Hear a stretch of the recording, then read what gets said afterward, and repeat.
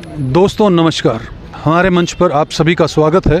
दोस्तों मैं अभी हूं करनाल के जिला सचिवालय में, जहां पर कुछ कर्मचारी जो हैं वो प्रदर्शन करते हुए नज़र आ रहे हैं। आइए जानने का प्रयास करते हैं इनसे, इनकी क्या मांगे हैं, क्यों ये यहाँ पर प्रदर्शन कर रहे हैं। दोस्तों वीडियो को अधिक से अधिक शेयर ज़रूर कीजिएगा और हमारे इस चैनल को सब्सक्राइब। तस्वीरें देख रहे हैं सचिवालय से। नगर पालिका कर्मचारी संघ हरियाणा जो है 1,20,000 कर्मचारी पक्के कर दिए। एक कर्मचारी प्रदर्शन करते हुए नजर आ रहा ले लिया। यह सिर्फ दिखावे ढोंग है। ऐसे सरकार ने वाली थी उठाने करे थे। अब 10 साल ने लेना रे बाबू बेटा कोई बढ़ावा न उड़ दिया फिर रिपब्लिक के में अपना मुख्यमंत्री बना दो।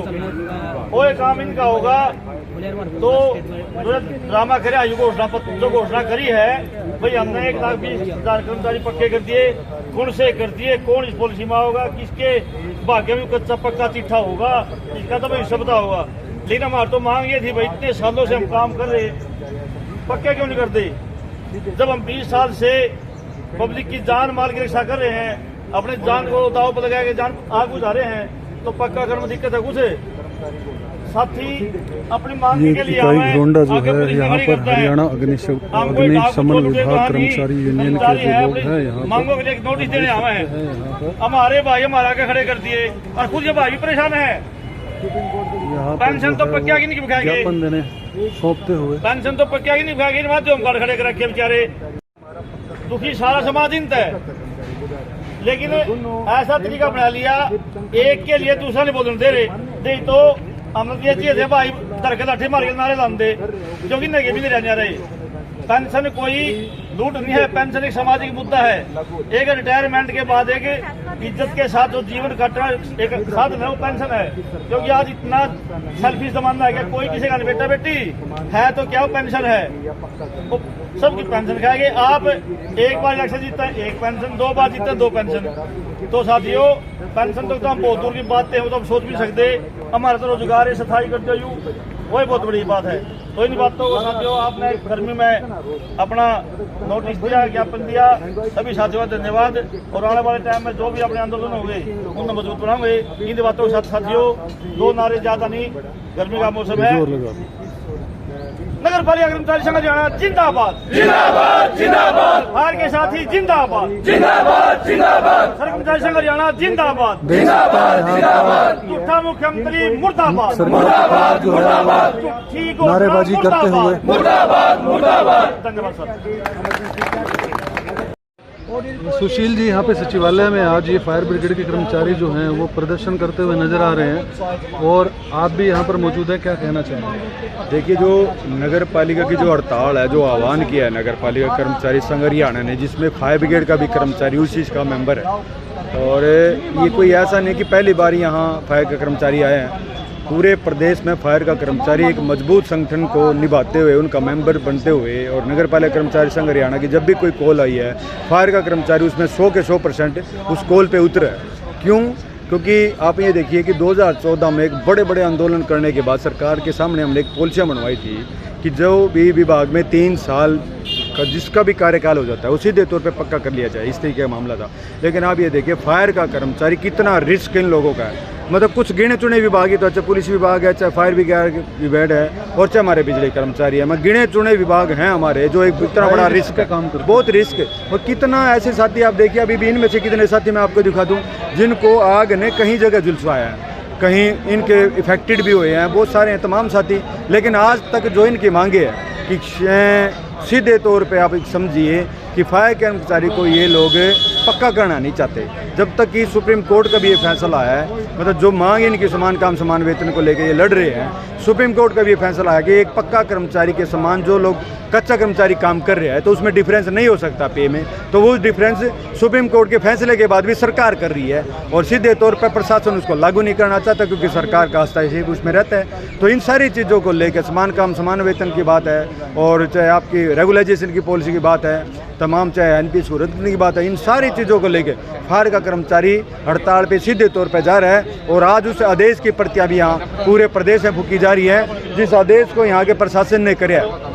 जो हरियाणा का जो हमारे सरकार है उनके जो आदेश अनुसार जो प्रशासन ने आदेश दिया कि फायर का कर्मचारी हड़ताल पे नहीं जा सकता, उसकी प्रतियां फूकी गई हैं, उसका विरोध किया गया है और पूरे प्रदेश में ये संदेश दिया गया है कि फायर का कर्मचारी 100 के 100% उस हड़ताल में जाएगा। इस तरीके का संदेश आज दिया गया। सुशील जी, अभी मुख्यमंत्री जी ने एक कैबिनेट के अंदर बिल पास किया, बताते हैं कि 1,20,000 कर्मचारी जो हैं वो पक्के कर दिए। सेवा सुरक्षा एक कोई ऐसा पॉलिसी लेके आ रही है, इस बारे में आप क्या कहेंगे?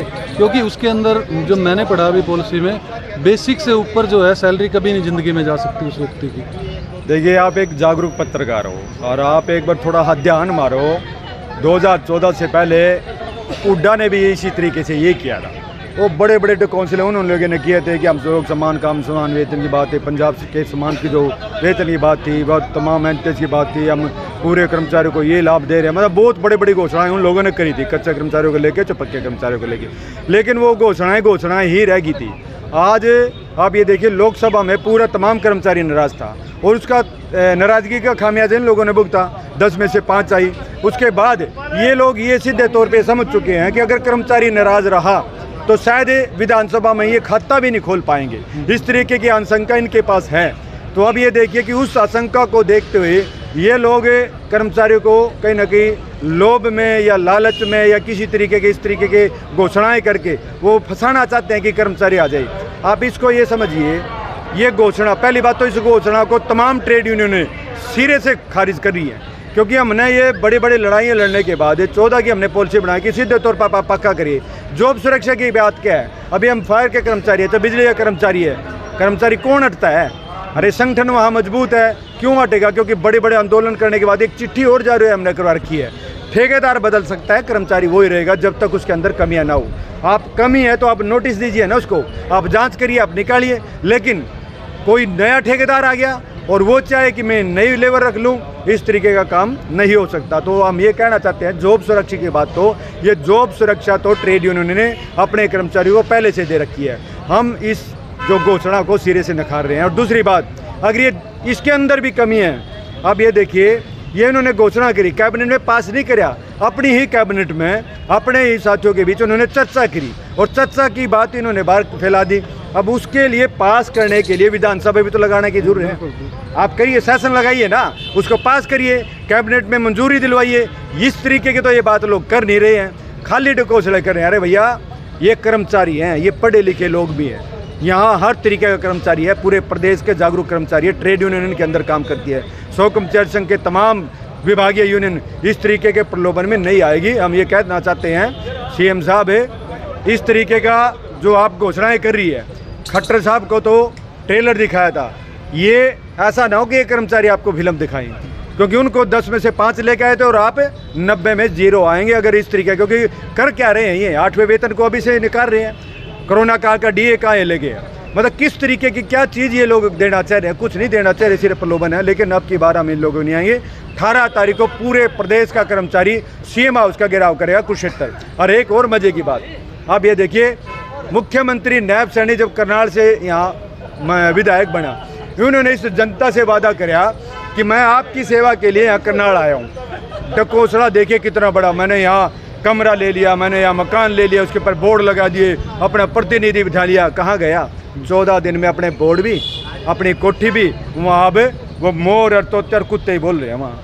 मतलब हम लोग जब प्रदर्शन का हमने बनाया कि हम लोग वहाँ जाएंगे, उसका घेराव करेंगे, तो यहाँ जिला प्रशासन कहता तबला जी वहाँ तो हमने बोर्ड भी नहीं छोड़ा, मतलब करें क्या? मैं इस तरीके की बात है। हम ये कहना चाहते हैं, अब कर्मचारी उस तरीके के प्रलोभन में नहीं आएगा।